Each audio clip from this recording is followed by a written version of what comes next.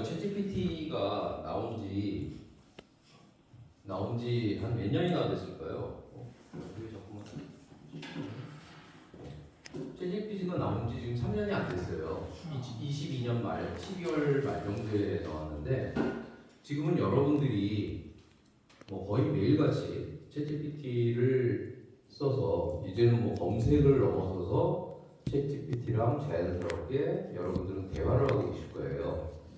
그래서 이제 오늘 우리 생활에 너무 밀접한 또는 우리랑 같이 살고 있는 처음에 챗GPT가 나오고 AI가 나왔을 때는 사람들이 많은 부분을 공존 뭐 이런 표현을 썼는데 이제는 공존이라는 표현도 필요가 없을 정도로 생활 속에 스며들어 있는 부분에서 우리는 과연 하나님이 쓰시는 사람을 어떻게 이 시대를 살 것인가에 대해서 잠깐 말씀을 나누도록 하겠습니다. 발제 목적과 기대사항인데 잠깐 좀 읽어보겠습니다. AI 인공지능은 기술적 도구가 아닌 문명의 인프라를 자리 잡고 있다. AI의 등장은 기술의 혁신이 아니라 지식구조와 사고체계의 변화를 의미한다. AI는 거의 모든 영역에서 인간의 사고, 판단, 창의적 기능의 일부를 수행한다. AI는 인간을 대체하지 않는다. 다만 준비되지 않는 인간을 도태시킨다. AI의 물결에서 준비되지 않은 개인과 조직은 사라질 것이다. 산업, 구조, 직업, 체계, 교육, 제도 전반을 재편하는 거대한 변화. 사회 발전은 인간의 존재 이유를 다시 묻는 시대적 질문이다. 자, 여기에서 이제 기대사항은 첫 번째가 하나님은 기술보다도 성품이나 소명이 준비된 사람을 통해서 세상을 경영하신다라는 부분이고요. 두 번째는 기술보다 더 중요한 것은 하나님의 지혜, 사명, 사람으로 경영하는 나의 방법은 무엇일까? 토론 부분입니다. 자고 일어나면 새로운 AI나 방법론 또는 뭐 어떤 기술 이런 것들이 하도 많이 나와서 과연 어떻게 되는 거지? 어디까지 따라가야 되고 얼마큼 공부를 해야 되는 거지? 라는 그런 두려움 내지는 그런 생각들을 굉장히 많이 갖고 계실 거예요. 자, 그랬을 때 우리는 이제 중요한 거는 how입니다. how. 어떻게, 어떤 방법으로 할 것인가. AI 메시지와 성경 말씀에 대한 부분을 잠깐 보면은 먼저 문제의 설정이 필요합니다. 그래서 AI는 정답을 찾지만 우리는 뭐를 하죠?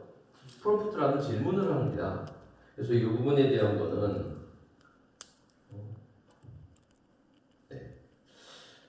그리고 의미의 해석 잠시만요.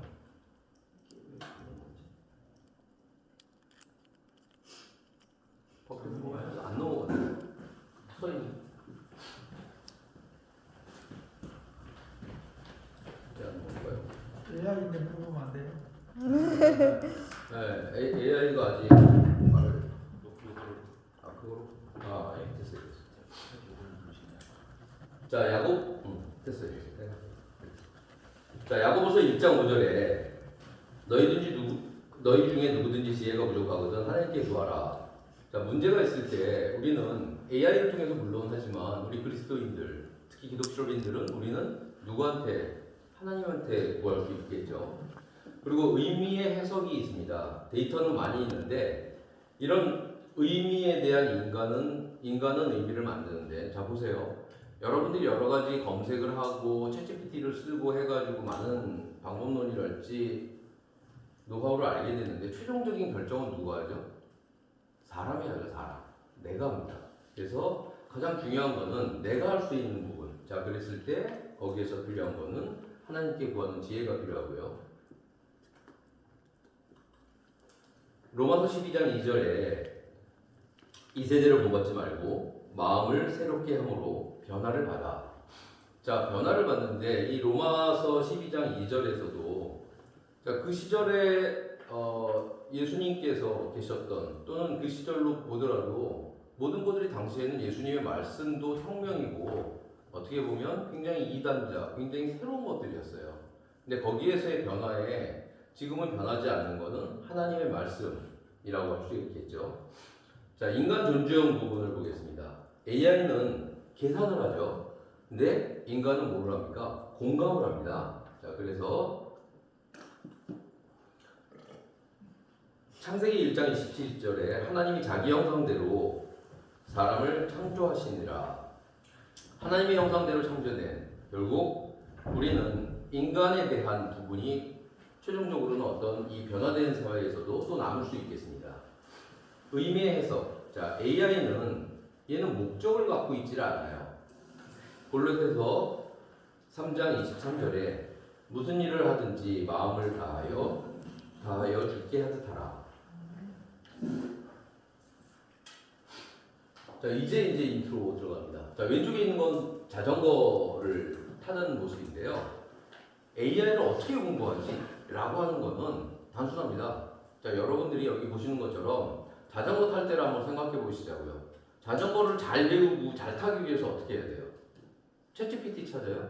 백과사전을 공부해요? 강의를 들어요? 아닙니다. 넘어지고 깨져서 자기 몸으로 체화되고 습득을 해야 돼요.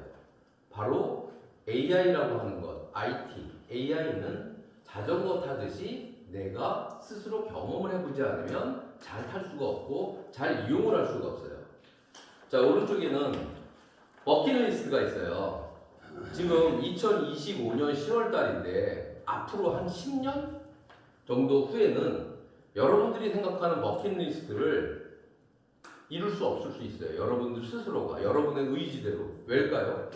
지금은 제가 어떤 수입이 있고 놀러 가고 싶다. 그럼 저희 와이프가 뭐 어디야 우리 일본 놀러 가자 아니면 뭐 하자고 이렇게 얘기를 해서 그러면 뭐 어떤 경우에는 계획적으로도 가지만 충동적으로 갈 수도 있고 친구들이 저를 또는 아니면 우리 CBMC 회원들끼리 어디를 갈 수도 있잖아요.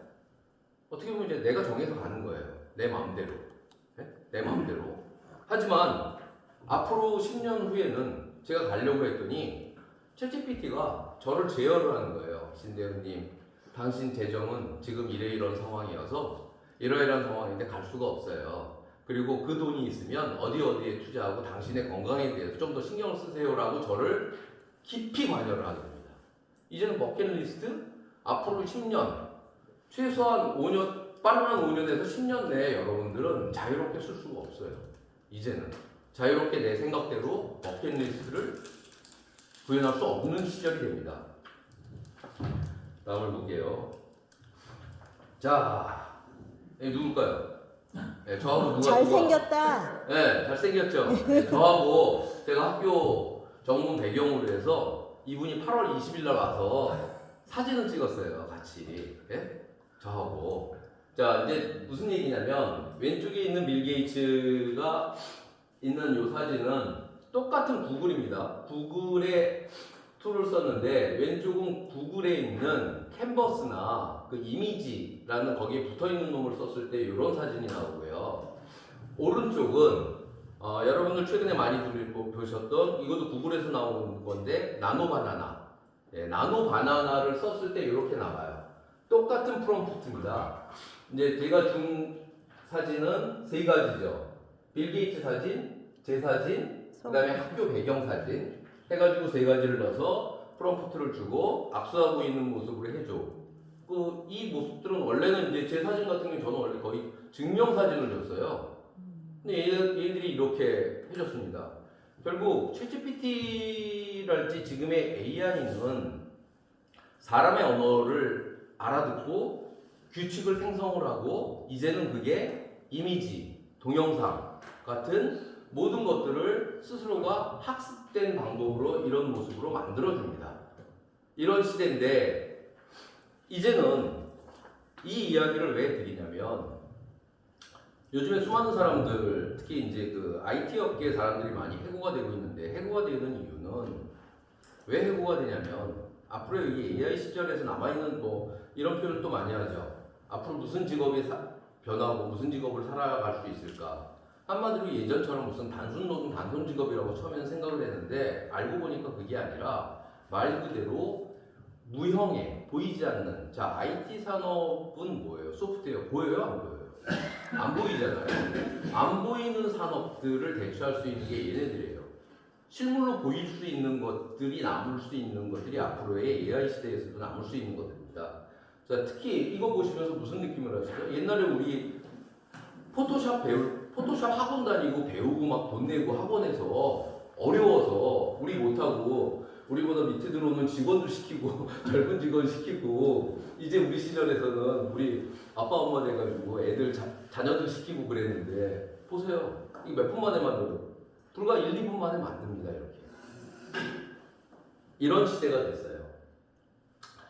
자, 이제는 이제 AI와 공존하는 삶인데 금방 말씀드린 것처럼 이제 신규 채용을 안 해요. 신규 채용을 하는 정도의 수준은 AI가 더 잘하는 거죠. 예전에는 신입사원들 불러서 단순 업무 시키고 자료조사 시켰는데 이제는 자료조사 훨씬 잘해요. 예? 그러다 보니까 반복적이고 이제 규칙적인 업무는 이제는 AI가 대처를 하고요. 개발자라고 하는 것은 경험이 있는 개발자는 그 AI를 잘 써서 AI 툴을 이용을 해가지고 새로운 것들, 좀 더 창의적이고 한 것들을 어떻게 하느냐가 이제 문제가 됐고요. 결국은 이제 실체가 없는 직업들이 대체가 된다는 겁니다. 그리고 가장 잘하는 능력에 우리가 집중을 해야 되는데, 자, 내가 무엇을 잘하는가? 그럼 예를 들어서 우리 아들이 보니까 예전에는 얘가 게임을 할 때는 뭐 게임 안 하니까 공부하라고 그러는데 지금은 이제 어느 시절 때니까 어떻게 됐어요? 게임하는 사람들이 엄청난 아이들 사이에서의 스타가 됐고 돈도 많이 벌어요. 자, 그리고 거기에서 파생이 돼가지고 그 게임을 통한 여러 가지 IT나 소프트 업계에서의 엄청난 영역에서의 또 활동을 합니다.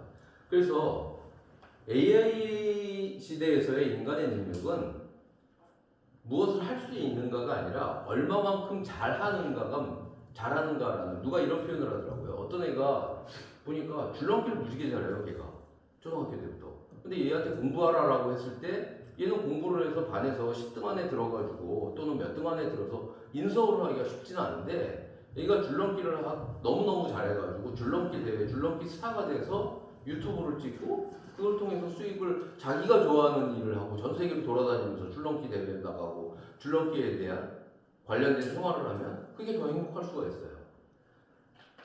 자, 이제는 또 AI를 이제 직접 경험하는 부분인데 AI라는 판도라의 상자가 열렸기 때문에 더 이상 AI를 막을 수도 나는 뭐 문과 쪽이고 이런 쪽을 잘 모르니까 라고 할 수가 없게 되는 시절이 됐다는 거죠.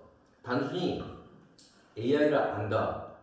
불과 우리 얼마 전만 하더라도 지금도 마찬가지인데 새로운 툴이나 도구가 나오면 그걸 어떻게 잘 쓸까를 고민을 했는데 이제는 그거를 얼마만큼 더 잘 활용을 하느냐.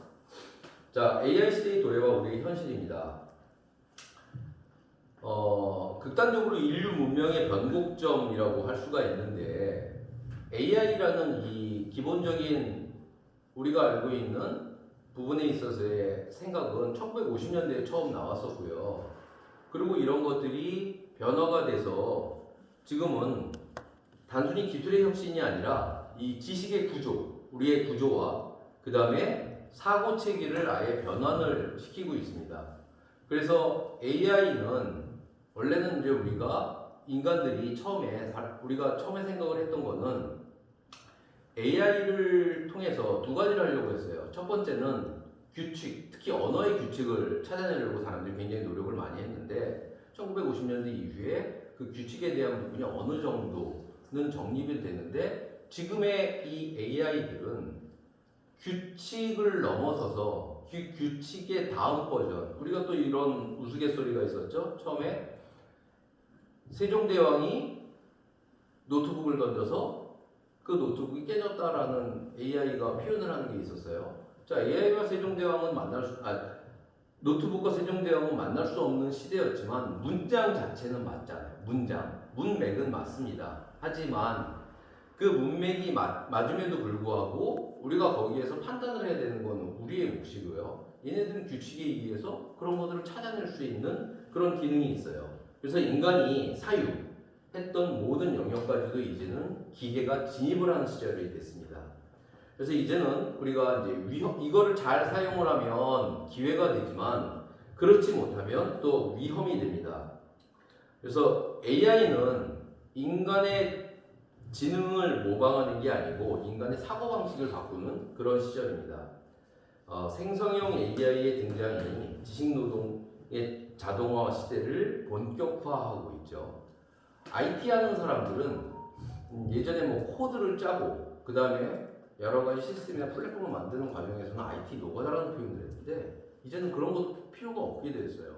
조금 이따 다시 코드에 대한 부분을 잠깐 말씀을 드릴 텐데 그 바이브 코딩이라는 영역이 있습니다. 이제 코딩을 하는데 옛날처럼 그냥 단순히 코딩을 배우는 게 아니라 바이브 코딩이라고 하는 결국에 또 툴이 나왔는데 여기서 그 요즘에 유명한 것 중에 하나가 스웨덴인가요? 그 유럽에 있는 회사가 만든 라버볼이라는 플랫폼이 있는데 그거는 유럽에서는 이제 유치원 애들이 코딩의 도구로 써요. 그러니까 대표적으로 제가 이제 학교 행사로 8월, 9월 달에 뭐 대구교육청, 부산교육청하고 해서 중고등학교 학생들하고 해서 어떤 그 올림피아드, 그 해커톤이라고 최근에는 부르는데 그런 경연대회를 하는데 극명한 차이가 뭐냐면 고등학생들은 질문이 좀 있어요. 그 진행을 하는 데 있어서 프로그램을 짜가지고 팀별로 그거를 발표하게 했는데 근데 중학생들은 별로 질문이 없어요. 왜일까요? 요즘 초등학생 애들은 더 질문이 없어요. 챗GPT가 다 알아서 하니까 엄마 아빠한테 안 물어봅니다. 네. 자 그러면 여기에서 또 어떤 문제가 생기냐면 우리가 말하는 현대사회에서의 대화의 단절 휴대폰이 나왔을 때 휴대폰 가지고 지금 여러분들의 일상에서도 자연스럽게 가족들끼리 밥 먹으면서도 휴대폰을 보기도 하고 친구들 만났을 때도 상담하다가도 말고도 자연스럽게 휴대폰을 꺼내서 보기도 하는 이런 시대에서 이제는 그거를 넘어서서 아예 알아서 그러면 혼자 노는 우리가 옛날에 그런 얘기 했잖아요. 나 혼자서도 잘 놀아. 그럼 누구랑 놀아요 이제? AI랑 노는 거예요 이제는. 네, 그런 시절이 됐어요. 자 여기에서 그러다 보니 인간의 사고방식을 이제 재구성을 하게 됐는데 지금까지 우리나라의 교육은 이제 주입식 교육 또는 정답 중심의 교육을 했었어요. 여기에서 이제 또 문제점이라고 하는 게 주어진 문제를 빠르게 풀 수 있는 능력만을 강조를 했죠. AI 시대에서 또 중요한 것 중에 하나가 수학입니다. 다시 우리가 입시에서도 문과 학생들 중에서도의 변별력의 가장 큰 차이점은 문과 학생들이지만 수학을 조금이라도 더 잘하는 친구가 좀 더 좋은 점수와 좀 더 좋은 자기가 원하는 데를 갈 수가 있어요. 이제의 AI 시대는 수학 그러면 또 굉장히 어려운 부분으로 여러분들이 이제 경직이 되지만 그 결과로는 AI가 더 잘하는 영역에 우리는 어떻게 되죠? 점점 더 그 속에 갇혀서 그 속에 그 틀에서 살 수밖에 없어요. 아까 제가 말씀드린 것 중에 AI는 규칙을 만들어낸다고 그랬는데 그러고 제가 무슨 얘기를 했어요? 버킷리스트 이제 마음대로 못합니다. 그 규칙 속에 갇히게 돼요. 자연스럽게. 그리고 두 번째는 저희가 이 위계적 조직 문화, 특히 우리나라 같은 경우에는 굉장히 위계적 조직 문화가 있죠. 회사 같은 데서 어떤 나이 가지고 나이로 밀어붙이고 하는 그러니까 직급과 관계없이 그런 게 아직 남아있는 나라 중에 하나가 거의 유일한 나라가 우리나라예요. 자 그런데 이런 위계적 조직 문화가 이제는 좀 더 잘하는 사람들 그래서 그런 사람들이 이제는 뭐 나이 이런 거 관계없는 그런 시절이 되고 또 하나는 그 결과로서 창의 도전 이제 문화가 이제 결핍이 되어 있는 그런 문화가 어려운 문화가 되는 거죠. 자 그다음에 단절된 산업 데이터 구조 이게 조금 이따 이제 또 팔란티어라는 회사 미국 회사를 잠깐 얘기 드릴 건데 우리가 예전에 알았던 몇 년 전만 하더라도 자, TSMC 반도체 TSMC 삼성보다 더 이익도 많고 삼성을 넘어서는 그런 회사가 있어? 우리는 반도체 삼성인 줄 알았는데 어쨌든 대만의 TSMC 그 다음 버전으로 나온 게 엔비디아입니다. 자 엔비디아는 엔비디아의 주가와 엔비디아라는 소위 말하는 고성능 칩 우리가 말하는 반도체 첨단 이렇게 얘기가 됐는데 지금은 IT 업계의 엔비디아라고 불리는 데가 바로 팔란티어고요. 자, 이 팔란티어 같은 데가 잘하는 게 이 세 번째 제가 표현을 한 단절된 산업 데이터 구조를 연결을 하는 그런 회사가 됐어요. 자, 그 다음에 이제 네 번째는 윤리보다 효율이 우선. 사람들이 예전에는 마음의 꺼리낌이나 양심 또는 이런 것들 때문에 남들의 눈치 때문에 눈치 봐서 못하던 것들을 이제는 기술로서 모든 것을 또 대처할 수 있는 그런 중심의 이제 가치가 점점 더 들어가는 시절이 됐고요.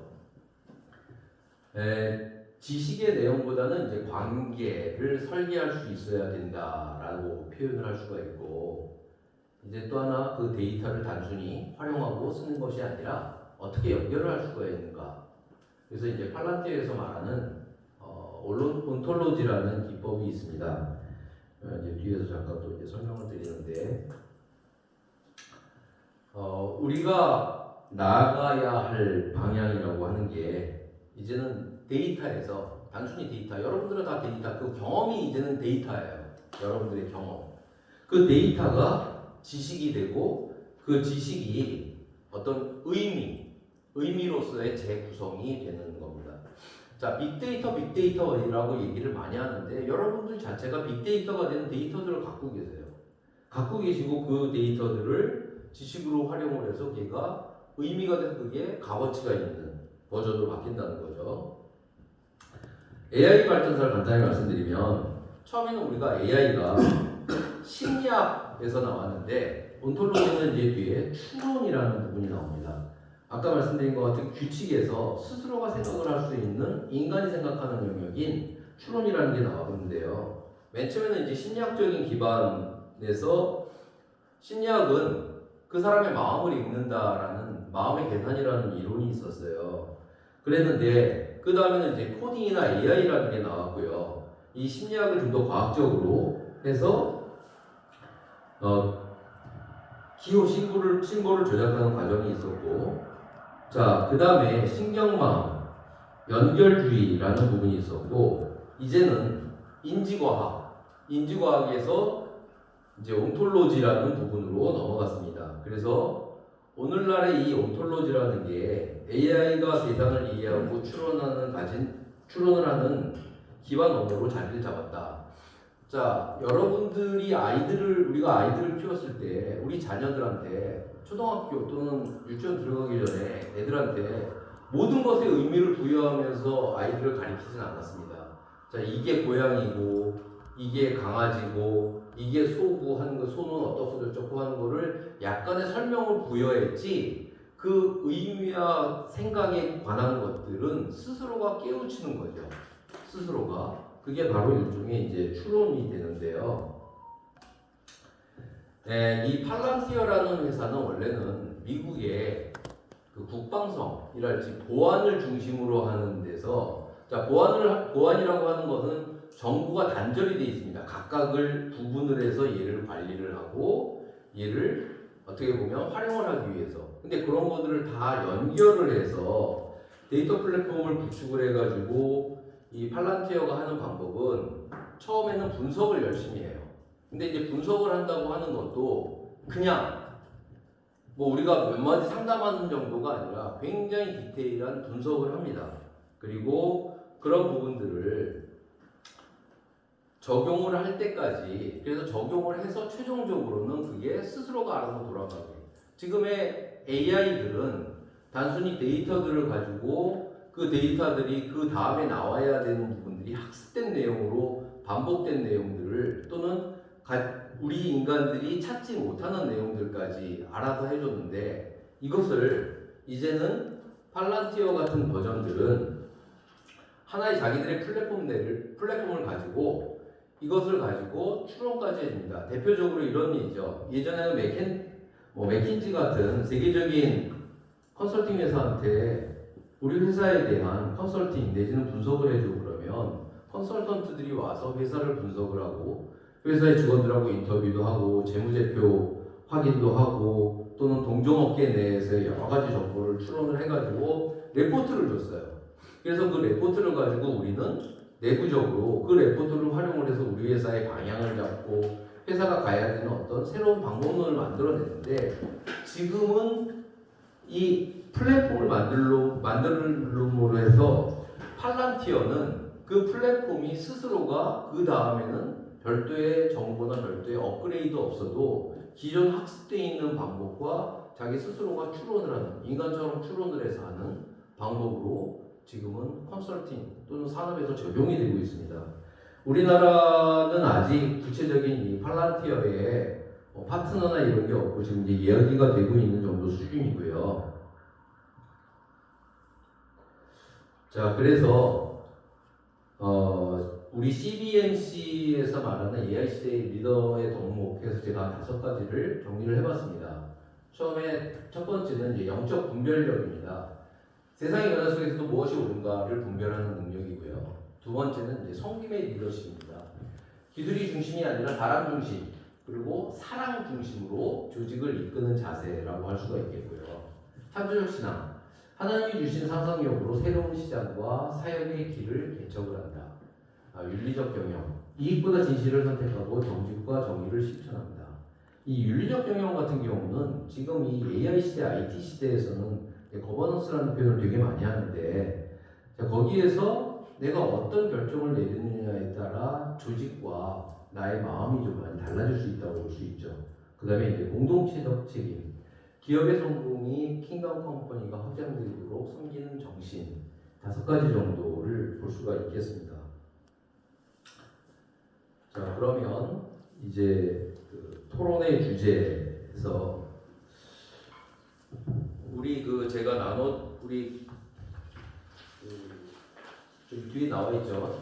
여러분들 갖고 계신 내용에서 자, 토론의 주제 두 가지가 있습니다. 나는 AI가 대체하기 어려운 어떤 강점을 갖고 있는가? 그리고 두 번째가 나는 변화에 얼마나 유연하고 계속 배우고 변화할 준비가 되어 있는가?